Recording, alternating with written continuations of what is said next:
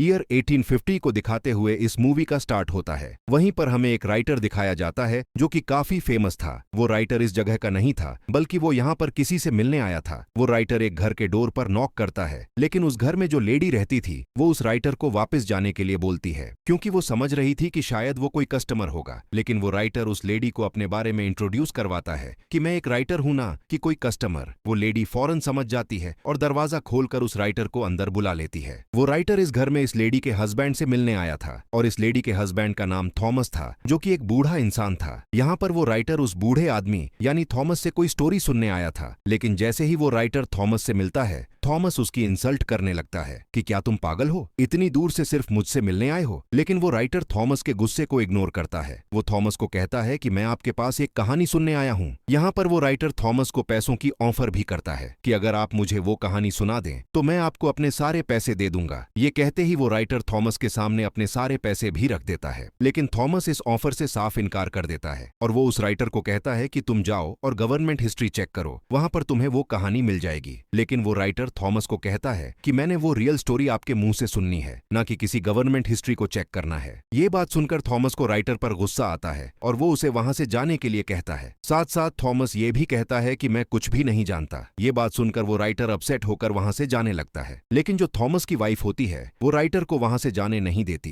वो उसका रास्ता रोक लेती है। थॉमस की वाइफ राइटर से माफी भी मांगती है उसके हस्बैंड के बिहेवियर पर। थॉमस की वाइफ राइटर को कहती है कि तुम उसकी किसी भी बात का माइंड मत करना, क्योंकि उस स्टोरी के बारे में थॉमस ने आज तक किसी को भी नहीं बताया, इवन मुझे भी नहीं। और यहाँ पर थॉमस की वाइफ खुद थॉमस के पास जाकर उससे रिक्वेस्ट करती है कि वो अपनी स्टोरी सुनाए और उस इंसिडेंट के बारे में जो उनके साथ पेश आया था। तो फाइनली थॉमस अपनी वाइफ की रिक्वेस्ट सुनकर स्टोरी सुनाने के लिए एग्री हो जाता है। दूसरी बात यह है कि वो लोग काफी गरीब थे, उन्हें पैसों की जरूरत भी थी, इस वजह से भी थॉमस को मानना पड़ता है। थॉमस उस राइटर को अपने पास बुलाता है और उससे कहता है कि मैं तुम्हें सिर्फ उतनी ही स्टोरी सुनाऊंगा जितनी तुम बर्दाश्त कर सकोगे, क्योंकि ये कोई आम बच्चों की कहानी नहीं थी, बल्कि ये काफी दुखी कहानी थी। थॉमस बताता है कि ये मेरी लाइफ का एक ऐसा इंसिडेंट था जिसने मुझे चेंज कर दिया। और अब थॉमस अपनी कहानी सुनाना स्टार्ट कर देता है। ये ईयर 1820 होता है। ये उस वक्त की बात है जब समंदर में व्हेल का शिकार किया जाता था। अब क्योंकि व्हेल का ऑयल काफी महंगा था, इसीलिए उसका शिकार किया जाता था। उस वक्त काफी लोग व्हेल के ऑयल का बिजनेस किया करते थे और ये चीज उनमें कोई नॉर्मल नहीं थी, बल्कि लोगों को तो व्हेल का शिकार करने का, उसका ऑयल निकालने का बहुत ज्यादा क्रेज था।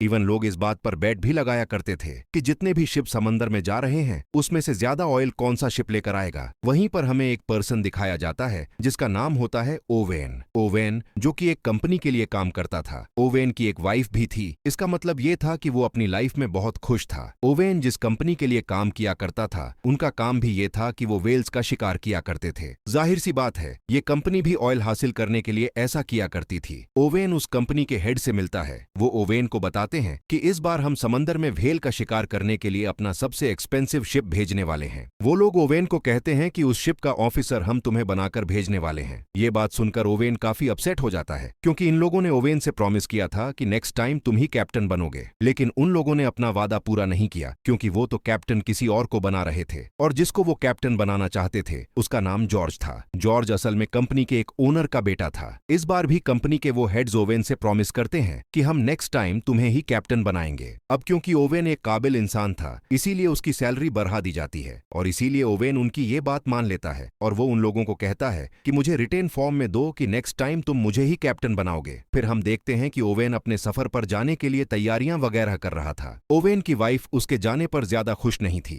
वो ओवेन को कहती है कि तुम मुझसे प्रॉमिस करो कि तुम सही सलामत जल्द से जल्द वापस आओगे। ओवेन की वाइफ उसे एक लॉकेट भी पहना देती है ताकि ओवेन को उसका ये प्रॉमिस याद रहे। इसके बाद हमें वही लड़का जॉर्ज दिखाया जाता है जो कि कैप्टन था। वहीं पर जॉर्ज का फादर भी था। जॉर्ज का फादर उसे कहता है कि बेटा जाओ और कामयाब होकर ही वापस आना। फिर वो सब लोग जिन्होंने शिकार पर जाना था वो एक जगह पर आकर इकट्ठा हो जाते हैं। उन लोगों को भेजने के लिए वहां पर सिटी के काफी लोग भी आए होते हैं। वहीं पर हमें एक यंग लड़का दिखाया जाता है जिसका नाम होता है थॉमस। जी हाँ, बिल्कुल ये वही यंग थॉमस है जो हमें स्टोरी सुना रहा है, जो कि अब बूढ़ा हो गया है। थॉमस जो कि शिकार के लिए फर्स्ट टाइम जा रहा था समंदर में। उसी शिप पर ओवेन का बचपन का फ्रेंड भी था और उसके बाकी फ्रेंड्स भी थे, और साथी थे। इसके बाद ओवेन और कैप्टन जॉर्ज एक दूसरे से मिलते हैं और बस यहीं से उन दोनों की नोक-झोंक शुरू हो जाती है, क्योंकि जॉर्ज अपने कैप्टन होने का रोब ओवेन पर जमा रहा था। लेकिन ओवेन तो कुछ भी नहीं कर सकता था, क्योंकि जॉर्ज कैप्टन था और उसे उसके अंडर ही काम करना था। फिर ये लोग अपने सफर पर चल पड़ते हैं और थोड़ी ही दूर जाते ही शिप में खराबी हो जाती है। ऐसा फील हो रहा था कि जैसे शिप एक जगह पर फंस गया हो। लेकिन यहाँ पर ओवेन अपनी स्किल्स का इस्तेमाल करके उस डिफिकल्ट कंडीशन को टैकल करता है बहुत अच्छे से। अब जाहिर सी बात है, ओवेन ऐसा इसलिए कर पाया क्योंकि वो बहुत ज्यादा एक्सपीरियंस्ड था। लेकिन जो कैप्टन जॉर्ज था वो ऐसा बिल्कुल भी नहीं था। मतलब ये कि उसमें कोई भी ऐसी स्किल्स, ऐसी एबिलिटीज नहीं थी। इसीलिए जब वो ओवेन की एबिलिटीज, ये स्किल्स देखता है तो वो जेलस हो जाता है ओवेन से, और इस बात का बदला वो रात को डिनर पर ओवेन से लेता है। जॉर्ज ओवेन की काफी इंसल्ट करता है कि तुम गरीब हो और सिर्फ एक फार्मर के बेटे हो। अब क्योंकि ओवेन से ये इंसल्ट बर्दाश्त नहीं हो रही थी और वो कुछ कर भी नहीं सकता था, इसीलिए वो वहां से उठकर चला जाता है और अपने साथियों को कहता है कि हमने कल सुबह जल्दी उठना है। उस शिप पर हम ये बात नोटिस करते हैं कि गरीब लोगों को ज्यादा इंपॉर्टेंस नहीं दी जाती थी, बल्कि उन्हें हमेशा छोटा ही समझा जाता था। नेक्स्ट डे जॉर्ज फिर से ओवेन को ऑर्डर लगाने लगता है। अब ना चाहते हुए भी ओवेन को जॉर्ज का ऑर्डर मानना ही पड़ता था। लेकिन फिर तभी ओवेन का ध्यान एक समुद्री तूफान पर जाता है। वो ये बात जॉर्ज से शेयर करता है कि आगे समुद्री तूफान है, हमारे लिए खतरा है, इसीलिए हमें शिप को वापस मोड़ लेना चाहिए। लेकिन जॉर्ज ओवेन की ये बात नहीं मानता और शिप को तूफान में ही ले जाने का ऑर्डर दे देता है। और जब वो लोग तूफान में एंटर करते हैं तो वो लोग वहां पर फंस जाते हैं। तूफान में भी ओवेन चिल्ला रहा होता है कि शिप को वापस मोड़ लिया जाए जल्दी से। लेकिन जॉर्ज अभी तक अपनी जिद पर ही अड़ा हुआ था और वो शिप को और ज्यादा तूफान के अंदर ले जाता है। ऐसा करने से उनके लिए काफी खतरा था, उनकी जान का खतरा, शिप डूबने का खतरा। लेकिन किसी तरह करके वो तूफान से बाहर आ जाते हैं। इसके बाद जॉर्ज ओवेन को कहता है कि तुम सबके सामने मुझसे सॉरी बोलोगे और हम इस शिप को वापस अपने आइलैंड पर लेकर जाएंगे। इसका मतलब ये है कि हम व्हेल का शिकार किए बगैर ही यहाँ से वापस चले जाएंगे। लेकिन यहाँ पर ओवेन जॉर्ज को काफी समझाने की कोशिश करता है कि देखो, सिचुएशन को समझने की कोशिश करो, हम वापस खाली हाथ नहीं जा सकते, क्योंकि ये बहुत सारे लोगों की जिंदगियों का सवाल है। वो लोग हमारा इंतजार कर रहे हैं कि हम तेल लेकर ही वापस लौटेंगे। और यहाँ पर ओवेन जॉर्ज को राजी कर लेता है। इसीलिए वो लोग वापस जाने की बजाय अपने सफर के लिए आगे बढ़ते हैं। इसके बाद हमें डायरेक्ट 3 महीने बाद का सीन दिखाया जाता है और वो लोग एक ऐसी जगह पर पहुंच जाते हैं जहां पर उन्हें बहुत सारी वेल्स मिल जाती हैं। वो लोग वेल्स का शिकार करने के लिए अपनी बोट पर ही निकल जाते हैं। तभी ओवेन एक व्हेल पर अटैक कर देता है और वो व्हेल पहले तो बचने की काफी कोशिश करती है, लेकिन फिर वो मर जाती है। बाद में वो लोग उस व्हेल को शिप पर ले आते हैं और वो लोग उसका तेल निकालने लग गए। उन लोगों ने अब व्हेल के अंदर भी तो किसी को भेजना ही था। अब क्योंकि थॉमस साइज में काफी छोटा था, इसीलिए ओवेन व्हेल के अंदर थॉमस को भेजता है। फिर शिकार किए उन्हें काफी दिन गुजर जाते हैं, लेकिन अब उन्हें कोई भी शिकार नहीं मिल रहा था। और मुसीबत की बात तो ये थी कि उनके खाने का सामान भी खत्म हो रहा था। अब क्योंकि वो लोग ज्यादा आगे तक नहीं गए थे, इसीलिए वो बीच में एक आइलैंड पर रुक जाते हैं। वहीं पर वो लोग एक कैप्टन से मिलते हैं और वो भी व्हेल के शिकार के लिए ही वहां पर आया था। वो सब लोग उस आदमी से मिलते हैं और वो उन लोगों को अपने शिकार की आखिरी कहानी सुनाता है। वो बताता है कि हम समंदर के बिल्कुल बीचों बीच आ गए थे,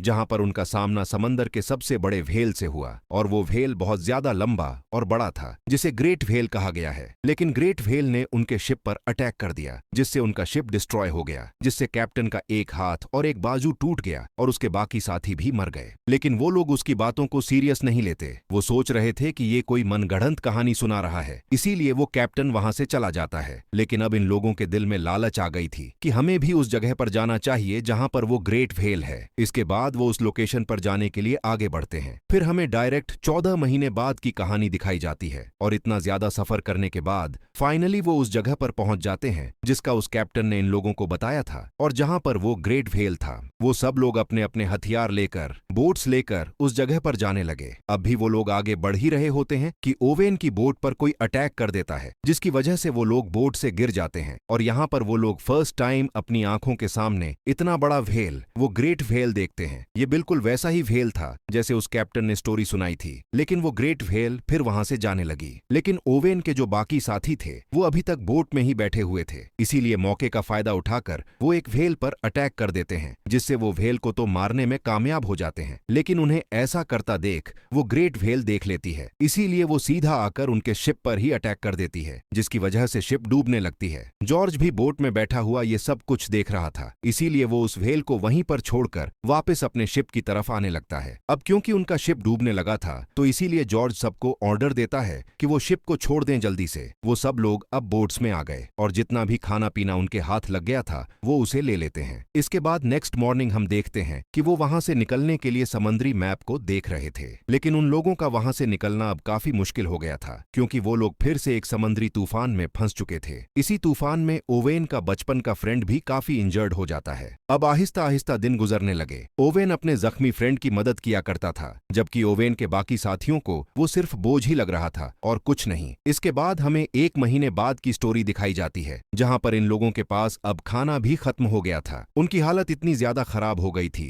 कि अनकरीब वो मरने वाले थे, लेकिन तभी उनके एक साथी को जमीन नजर आ जाती है। इसीलिए उन्हें थोड़ी तसल्ली हो जाती है और वो उस जमीन की तरफ जाने लगते हैं। अभी वो लोग बस किनारे तक पहुंचने ही वाले होते हैं कि ओवेन को वहां पर कुछ फील होता है, और वो कोई और नहीं बल्कि ग्रेट व्हेल थी, जो कि उन सारी बोट्स से टकरा जाती है और उनकी बोट्स टूट जाती हैं। तब वो लोग समंदर की लहरों के साथ किनारे तक पहुंच जाते हैं और अब उन लोगों की हालत किसी जानवर से कम तो नहीं थी। यानी आइलैंड पर आकर उन्हें जो कुछ भी मिलता जा रहा था वो उसे ही खा रहे थे जिंदा रहने के लिए। फिर जॉर्ज अपने साथियों को आग जलाने के लिए बोलता है, जिससे होगा ये कि अगर समंदर में कोई शिप होगा तो वो उन लोगों को देख लेगा और उन्हें वहां से ले जाएगा। जहां पर वो लोग रह रहे थे वो एक बंजर आइलैंड था, वहां पर कोई आबादी नहीं थी। फिर एक दिन खाने की तलाश में उन्हें उस आइलैंड पर एक केव मिल जाती है, जिसके अंदर बहुत सारे लोगों के स्केलेटन्स पड़े हुए थे। इसका मतलब ये है कि वहां पर पहले भी लोग आकर फंस चुके थे, लेकिन उनकी हेल्प के लिए कोई नहीं आया। इसीलिए वो लोग सोच रहे थे कि वो भी एक दिन उन्हीं लोगों की तरह मर जाएंगे। फिर वो लोग वहां से निकलने का फैसला करते हैं और अपनी टूटी हुई बोट्स को रिपेयर करने लगते हैं। उनमें से कुछ लोग आइलैंड पर रहने का ही डिसाइड करते हैं और उन लोगों में ओवेन का बचपन का फ्रेंड भी शामिल था। लेकिन जाते जाते ओवेन अपने फ्रेंड से प्रॉमिस करके जाता है कि मैं तुम्हारे लिए हेल्प जरूर लेकर आऊंगा। फिर इसके बाद हमें 48 दिन बाद की कहानी दिखाई जाती है और उन लोगों का काफी बुरा हाल था। खाए पिए बगैर वो लोग बहुत मुश्किल से ही जिंदा थे और फिर हमें दिखाया जाता है कि उनका एक साथी मर जाता है। तब ओवेन का एक फ्रेंड उसकी डेड बॉडी को समंदर में फेंकने वाला था, लेकिन फिर वो लोग एक काफी अजीब चीज डिसाइड करते हैं। वो डिसाइड करते हैं कि हम इसको फेंकेंगे नहीं बल्कि हम इसको खा लेंगे। अब क्योंकि ऐसा करना तो उनके लिए काफी मुश्किल था, लेकिन इसके अलावा उनके पास और कोई ऑप्शन भी तो नहीं था। सब लोग इस बात की वजह से काफी अपसेट भी होते हैं, लेकिन जिंदा रहने के लिए अब उन्हें कुछ तो करना ही था ना, क्योंकि वो एक ऐसी सिचुएशन में फंस गए थे कि वो बिल्कुल बेबस थे। इसीलिए वो अपने उस फ्रेंड को खा लेते हैं और कहानी फिर वापस से प्रेजेंट टाइम में आ जाती है, जहां पर हमें बूढ़ा थॉमस दिखाया जाता है। जहां पर थॉमस काफी दुखी था कि उन्हें अपने ही साथियों की डेड बॉडी को खाना पड़ा। लेकिन तभी ओवेन की वाइफ भी वहां पर रोते हुए आ जाती है। वो अपने हस्बैंड की दुख भरी कहानी सुनकर और ज्यादा दुखी हो गई थी। फिर वो थॉमस को कहती है कि इसके आगे की स्टोरी सुनाओ। फिर उस इंसिडेंट के बाद 1 महीने बाद का सीन दिखाया जाता है, जहां पर ये लोग अभी तक समंदर में फंसे हुए थे और वहीं पर भटक रहे थे। अब क्योंकि भूख की वजह से उनका काफी बुरा हाल था, इसीलिए वो मजबूर होकर सरवाइव करने के लिए आपस में ही एक गेम खेलते हैं, जिस गेम में अगर कोई हार जाता था तो उसे मार दिया जाता था और बाद में वो सारे साथी मिलकर उसे खा लेते थे। फिर एक दिन वो कैप्टन जॉर्ज हार जाता है। जॉर्ज अपने कजिन को गन देकर कहता है कि तुम मुझे शूट कर दो और मुझे मार डालो, लेकिन जॉर्ज का वो कजिन उसे शूट करने की बजाय खुद को ही शूट कर लेता है और बाकी लोग उसे खा लेते हैं। फिर एक दिन उन्हें फिर से वही ग्रेट व्हेल दिखाई जाती है। तब ओवेन उस व्हेल पर अटैक करने ही वाला होता है कि तभी ओवेन उस व्हेल की आंख देख लेता है। इसीलिए ओवेन उस व्हेल पर अटैक नहीं करता और वो भी वहां से चली जाती है। फिर काफी दिन बाद एक शिप दिखाया जाता है और उस शिप के लोग जॉर्ज की बोट को देख लेते हैं, इसीलिए वो लोग उनकी हेल्प करते हैं। और जब शिप का कैप्टन ये देखता है कि बोट में इंसानी हड्डियां पड़ी हुई हैं, तो वो काफी शॉक्ड रह जाता है और वो बोट जिसमें ओवेन और थॉमस थे वो तो दूसरी बोट से अलग हो चुकी थी। ओवेन और थॉमस का काफी बुरा हाल था, वो मर रहे थे। लेकिन फिर तभी ओवेन की नजर एक शिप पर पड़ती है और वो हेल्प के लिए उस शिप को बुला लेते हैं और फिर इस खतरनाक सिचुएशन से वो बाहर आ जाते हैं। फाइनली उन लोगों को बचा लिया जाता है और कुछ दिनों बाद उन्हें उनके घर पर लाया जाता है, जहां पर सिटी के लोग उन लोगों को देखकर काफी हैरान रह जाते हैं, क्योंकि उन्होंने तो एक्सपेक्ट किया था कि ये तो कब से ही मर चुके होंगे। वहीं पर ओवेन की वाइफ भी उसके लिए वेट कर रही थी। ओवेन की वाइफ जल्दी से उसके पास आती है और वो दोनों मिलते हैं। फिर उसी दिन ओवेन और थॉमस मिलते हैं, जहां पर ओवेन थॉमस को निशानी के तौर पर अपनी व्हेल पिन दे देता है। इसके बाद कंपनी के लोग ओवेन और जॉर्ज को बुलाते हैं, उनसे स्टोरी सुनने के लिए जो उनके साथ समंदर में बीत चुका। अब क्योंकि उनकी बात पर बिलीव तो किया जाने वाला नहीं था, इसीलिए ओवेन वहां से जाने लगता है। ओवेन जाते जाते जॉर्ज को कहता है कि तुम अपने कैप्टन होने का फर्ज अदा कर दो, इन्हें सब कुछ सच सच बता दो। जहां पर जॉर्ज पहले तो झूठ बोलता है, लेकिन फिर वो सारी बात सच बता देता है। लेकिन कंपनी के जो लोग होते हैं वो कोई मनगढ़ंत, कोई झूठी कहानी ही बता देते हैं। इसके बाद हमें फिर से ओवेन दिखाया जाता है। अब क्योंकि ओवेन को अ काइंड ऑफ नई जिंदगी मिली थी, इसीलिए वो अपनी न्यू लाइफ का बड़े अच्छे से स्टार्ट लेता है। है और वादे के मुताबिक उसने अपने फ्रेंड के पास कोई बोट भी भेज दी। लेकिन अब काफी देर हो चुकी थी क्योंकि ओवेन का फ्रेंड मर चुका था और यहाँ पर थॉमस की कहानी कंप्लीट हो जाती है। कहानी सुनाने के बाद थॉमस उस राइटर से पूछता है कि क्या तुम इस कहानी को दुनिया के सामने लाओगे, जिस पर राइटर कहता है कि जी हाँ, लेकिन मैं इस स्टोरी को एक ऐसा मोड़ दूंगा जो कि रियल इंसिडेंट पर बेस्ड होगी। इसके बाद हमें काफी महीनों बाद का सीन दिखाया जाता है जहां पर हम देखते हैं कि उस राइटर ने बुक लिख दी और वो काफी फेमस भी हो गया और इसी के साथ ये मूवी यहीं पर एंड हो जाती है। Thank you for watching.